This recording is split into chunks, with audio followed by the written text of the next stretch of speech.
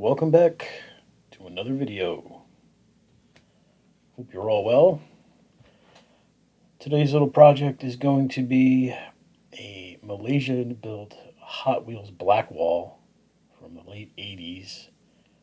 They called this casting the T-Bucket. It's a metal base and metal body. And I zipped through the first portion of the rivet removal and just jumped right to the end where I use a punch to help separate the body and the base. It's an interesting little casting. Didn't find much information. Then again, I really didn't look very deeply. I don't know if it was part of a set or if it was sold individually on a card. I'm not quite sure. But interesting little bucket type hot rod. And some interesting ways that these plastic pieces went in. So I'm showing this portion really in its entirety in real time, just to show just how many minutes it actually would take. So you can fast forward through here if you just want to get to the good stuff. But for some of you who are just starting out, some of this real time is good to see, so you can see what you could potentially be up against when you're starting one of these restorations or customs. And I apologize. I started filming this with my camera when it was still showing those two horizontal black bars that are running through, but that goes away probably about, I don't know, maybe 7 minutes in, something like that. So I'm just looking at all the features of this. When I took the plastic apart for the windshield, it was pretty yellowed, and I did the best I could with that when I sanded it and got it back into decent shape. But the yellowing kind of stayed in there. So this is a two-post car, and I put two more punches in it to keep the drill bit from wobbling as I'm drilling the post out and getting it ready for tapping for a screw.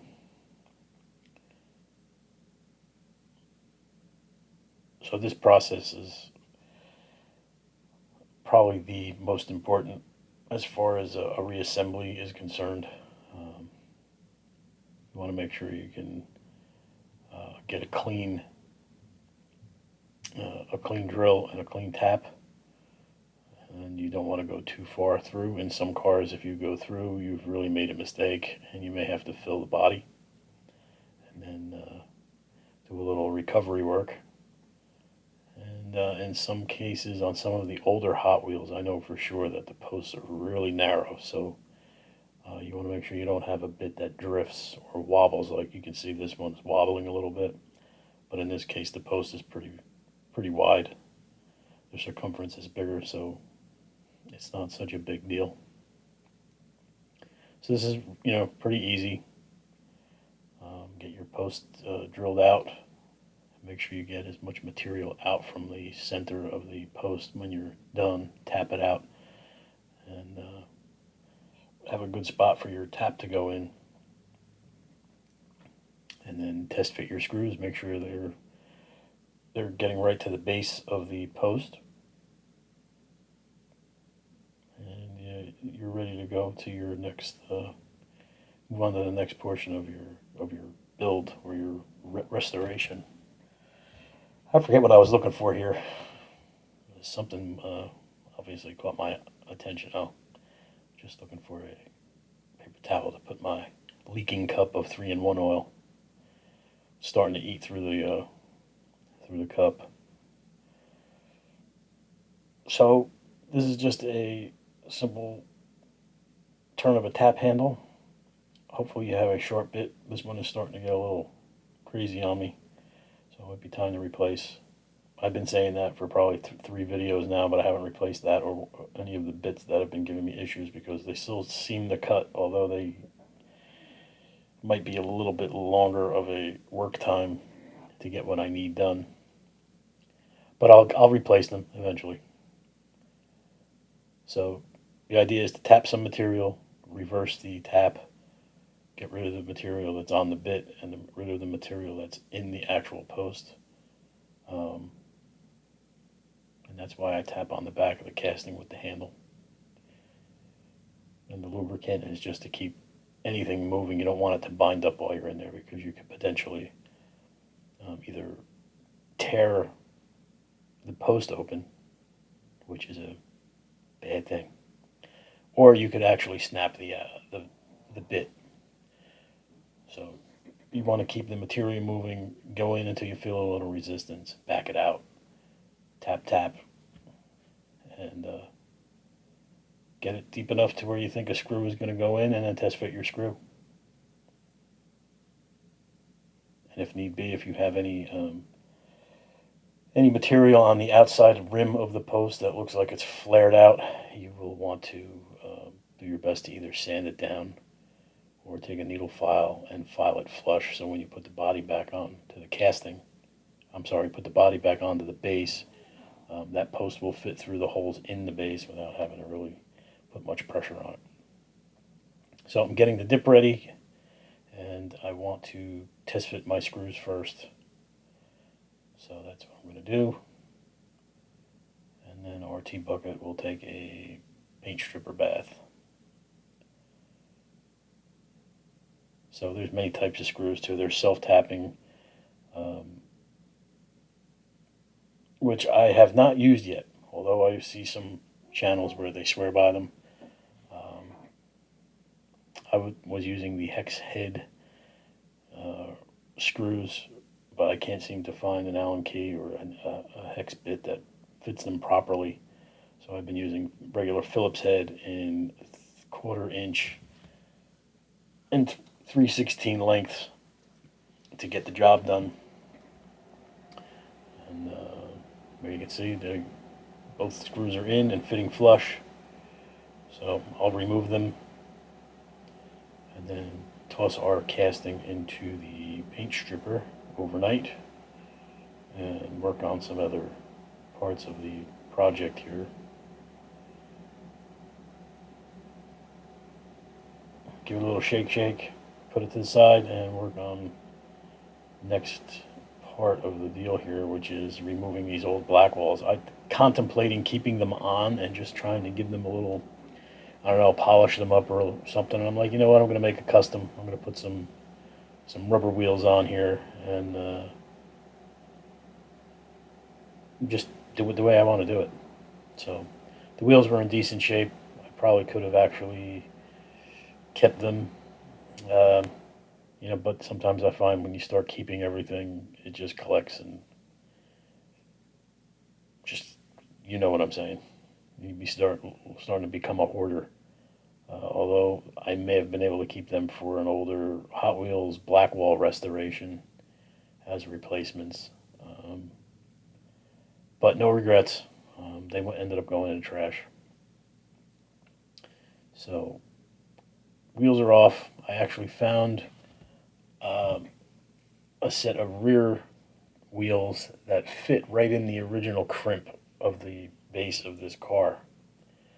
So I didn't have to do much of anything with the rear. I could not find front wheels that were just drop-ins, so I had to do some custom work on the fronts. So first things first, we're going to get some of the oxidation and everything done off this casting and polish the base, and get that moving first. So that's just a dip in full potency CLR, and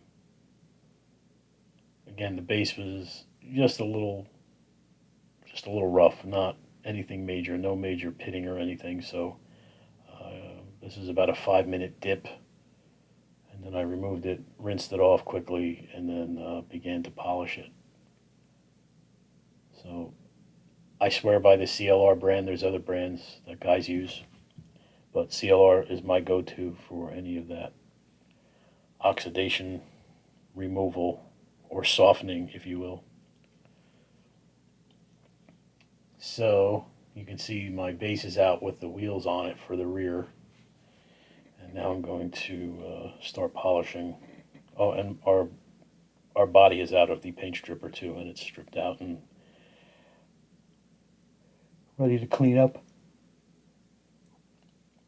So we get a couple of different types of wire wheel out. This is like a cone shaped, uh, bristly. It's been used, but it's still hanging in there. So until it's totally dead and down to its last nub, I will get full use out of it.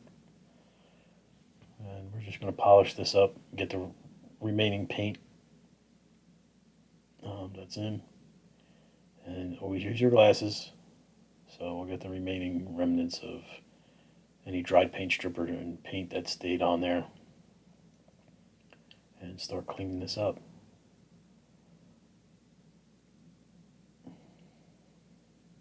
So I've been trying to figure out a way to get several castings in a, into a, like an assembly line to do these videos. So sometimes I've been filming the beginning of 3 or 4 at a time. So I get, the body separations, the paint strip dip, some scrubbing like you'll see here, the polishing, and just getting the body prepped. So far it seems to be working out, as long as I don't forget how many different projects I've gotten going, and I'm getting files onto my computer. So here you see the body after it's been buffed out. Uh, Surprisingly, it came up pretty good. I was actually considering some Spectraflame paint for this, and then I decided, nah, I'm going to go with some metallic paint in a rattle can. There's our base polished up a little bit. I think I have one more polishing after that. There was a couple of spots that just weren't cutting it for me, so I went back with a wire wheel. And then you can see my wheels that were there. And here is the body with just a regular old automotive primer by Rust-Oleum. And it does flatten out quite well when you let it sit for probably a half an hour. And then here was my choice of the final color. It's a Duplicolor metal specialty coating metallic finish. It doesn't have a name, so it's not like an automotive. Doesn't have an automotive like a brand like a Chevy Bahama Blue or anything like that. It's just specialty coating metallic in that color blue. It doesn't have a specific name. So here I'm cleaning up those little tough spots that I found in the base. So I have this little wire wheel or wire bristle brush attachment that's probably been used about, I don't know, a dozen times, and it made itself into a little cone shape. So I've held on to it and used it for these spots when they get really tight. That's the beauty of holding on to some of this stuff. Like it started out one way, and then because of its use, it ended up morphing into a different tool. So I just throw them in that little black container that you see there and just leave it on the bench. Miscellaneous stuff that I always grab and use as go-to. So now I'm doing the front wheels, and I came up with a process that has seemed to work pretty well. This was, I was kind of fishing at this, but that's music wire. I forgot what the diameter of it is, but hopefully I will get the information correct and post it in the uh, description of the video. So all I'm doing is making a 90-degree angle on one end, and then I'm going to cut it. So if it's like a quarter of an inch, I'm cutting it in half. And I'm just going to leave, you'll see, just a little bit of an L shape. And then I'm sliding it through the hub of the wheel. So that little L, that 90-degree little bend, keeps the wheel on. Okay. And then from there, I'm cutting a piece with enough length that I believe will fit in from the side of the wheel or on the base and just far enough into that crimp. And I'm going to cut for adjustment as that happens. What I'm doing now is taking a product called the Tacky. You can get that in your hobby stores. You can find it. It might still be under the brand name of Funtac. And I'm using that to keep that music wire from pushing out of the end of the wheel as I'm doing this fitting. I want this to fit nicely because what I'm going to do is I'm going to have to whip up some epoxy resin and glue that in. So it's a snip and then a fit and see how far the axle goes into the crimp. And then I have another one that's already done and waiting, and I'm going to see if it meets my eyeballs and I'm satisfied with it.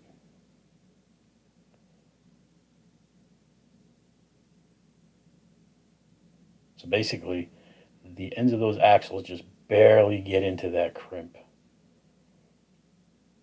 And then you'll see me whip up a batch of my favorite epoxy resin for some of this light work is by Gorilla brand resin. So it's a black hardener and a clear or cloudyish resin, and it mixes into it's 1-to-1 parts, so that little drop of uh, hardener or resin to the same amount of resin. And then when it mixes into a grayish, like a charcoal grayish color. Work time is fairly decent with this. Obviously, the more hardener you put in, the less time you have to work with it. But at a 1-to-1 ratio, you probably get, I don't know, maybe 5 to 7 minutes before it starts to stiffen up a little bit. So my theory was those front wheels, since I couldn't find axles that fit right in just like the back, was to snip them in half, put two little L bends on the ends so the wheels would not fall off, and then put this resin on and make sure it goes inside the crimp and touches the axles and gets enough grip to stick to the body. And then pray that it doesn't harden like crazy glue, where crazy glue gets hard and it'll actually flake and break. This will dry with a little bit of a flex, rubbery sort of, I don't know, hard to explain, but it will flex. It won't snap and crack off under pressure. So little toothpick, little dab will do you. Just get enough in there. Again, doing this in real time, not speeding it up. So those who are new to this will see that sometimes this stuff you need a little patience. And here I am, just getting a good camera view to see what I did. Basically, it was a little glob, and then before assembly, I went in there with a file and filed that glob down, make it just a little bit more of a lower profile. And I let that sit overnight. Basically, it does dry rather quickly. It's like a couple of hours to full strength. But I let it dry overnight. I don't try and rush through. And there I am, just making sure those wheels are fully pushed in. So when they set, I'll be happy. And here is 24 hours later, set. And there's my dried glob of resin. And now I'm pulling out the product, the Tacky product. I believe that's the actual name, like the brand. So you can find that in Hobby Lobby. At least that's where I've gotten it from. And as you can see, by doing that, it kept the axles from flopping out of the hub of the wheel. And wheels roll. It's a full rolling car. No binds. It kept the rake and the profile pretty much the way it was originally. And the resin dried. Those wheels will probably never come out, but never say never. But it's looking good. I was happy the way that base came out. So there is my duplicolor metallic blue. And I found a couple of decals, a few decals actually, small to fit on the door and the rear of the doors and the rear of the car. So I think I'm just going to go through the application of one of these decals. And I got a decent little brush, my microsol. I'm using paper towel that's wet like a sponge. And letting it seep through the paper backing of the water slide decal. I'm going to put a little water on the casting.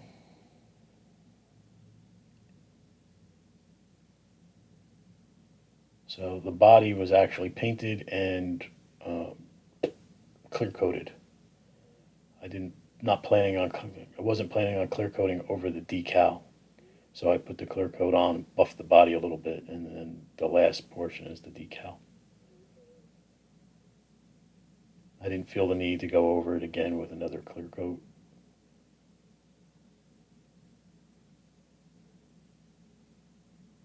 So here's my little technique of holding decal in place with one Q-tip bud and then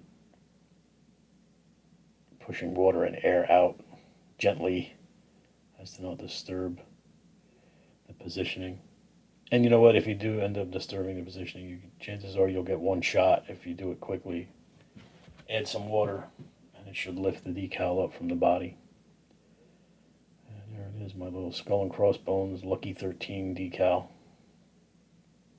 That metallic paint is pretty sharp, and it looks even better in the sunlight. LED light doesn't do it any justice. So we ended up with 3 decals, one on each door and one on the rear. And there's my microsol to do a final set. Let that decal take hold in that position.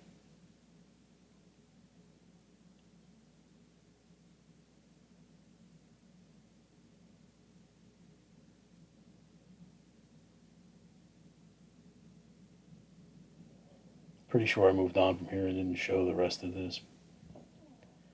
But if I didn't, I guess you'll see the application of decal number 2.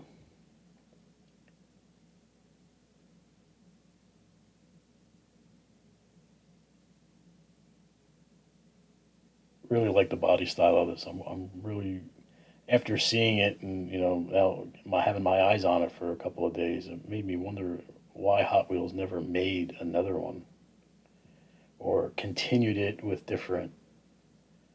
um, different looks.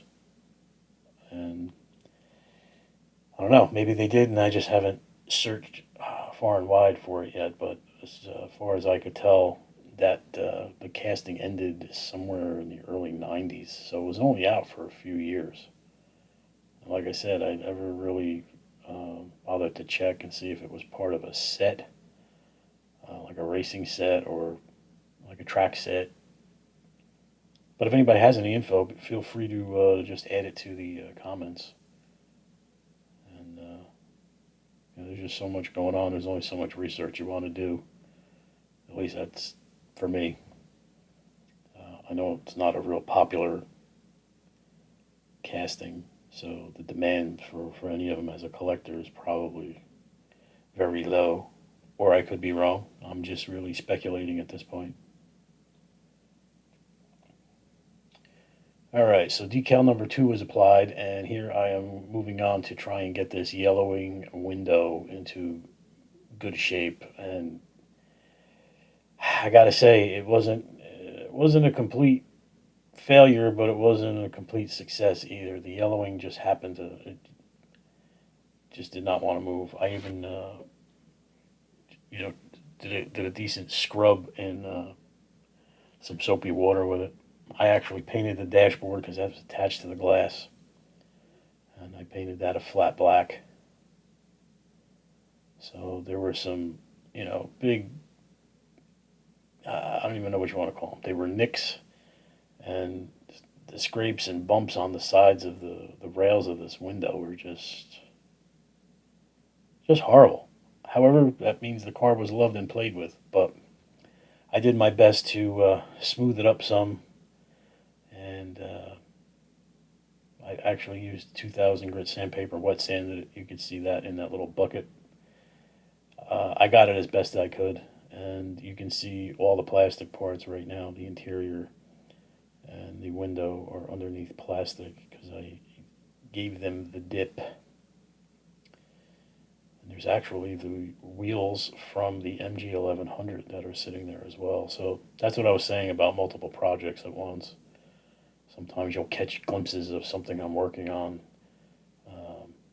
So it may either be a surprise because the real video is not up yet, or it'll be something that I've already done. And depending on the order I've shot it, you'll see it. So now I'm just taking the motor. I didn't necessarily care for the fully chromed motor, and just doing some intricate work with my extra set of eyeballs there, or my magnifier of eyeballs. And that's just regular red Testors enamel, painting the block. I did some of the tight work with a tiny brush and some toothpicks, and just wanted to give it a different look. I wanted to make it really look like a street rod, that you might see at a local car show, or somebody that is just car nut and likes to turn their wrenches and get dirty. So I wanted to make it look a little like it was used, not necessarily a trailer queen. So I blacked out the grill a little bit, did some work around the headlights, and I guess you would call it a tunnel ram that's on there, and the belt drive, and the block, and just did some of this slow, patient work that it's kind of relaxing and adds a little element to whatever it is that you're doing. So I'm really, getting back into this model. I used to do regular plastic models as a kid. And now it's just been, the fire has been refurbished over the last year or so. So I've actually done one model kit so far.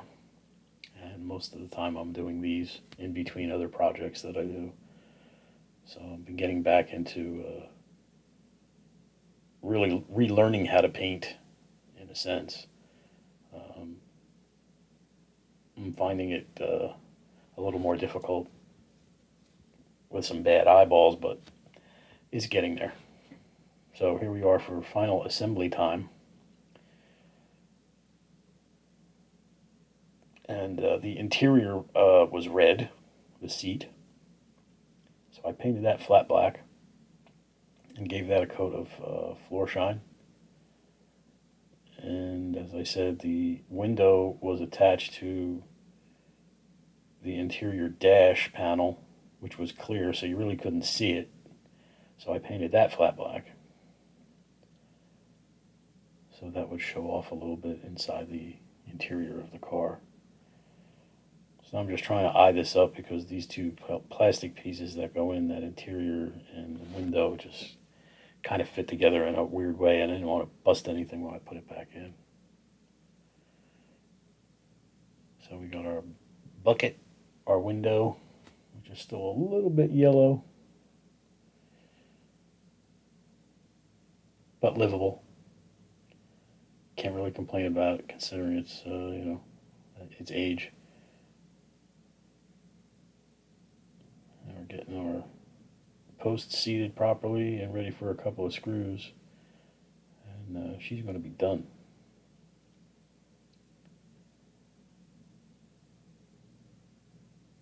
But I like the casting. I like the length.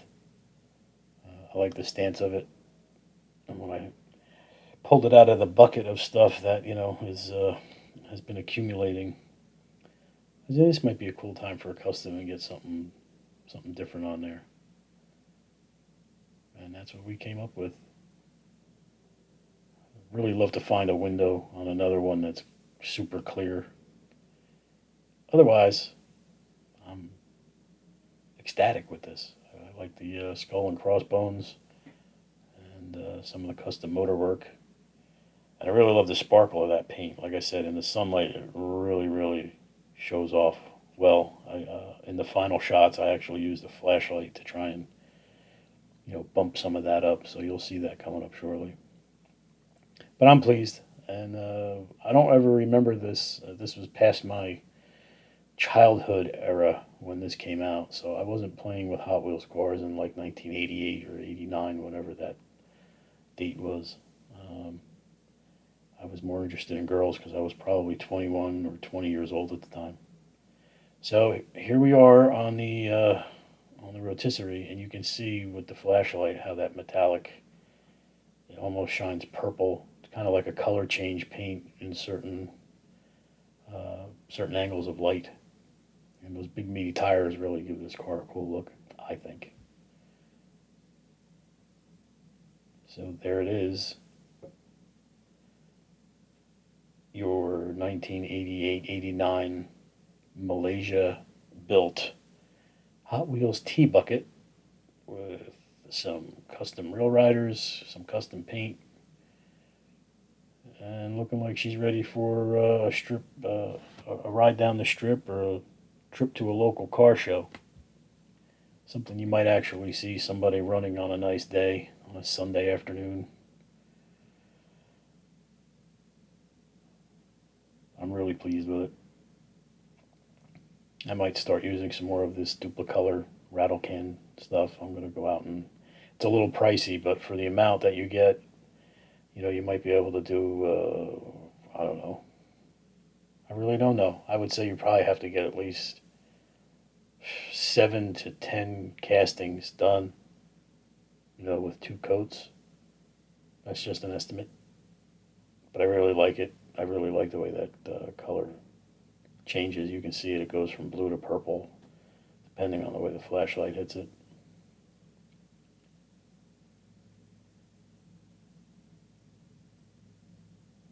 So I hope you've enjoyed this video.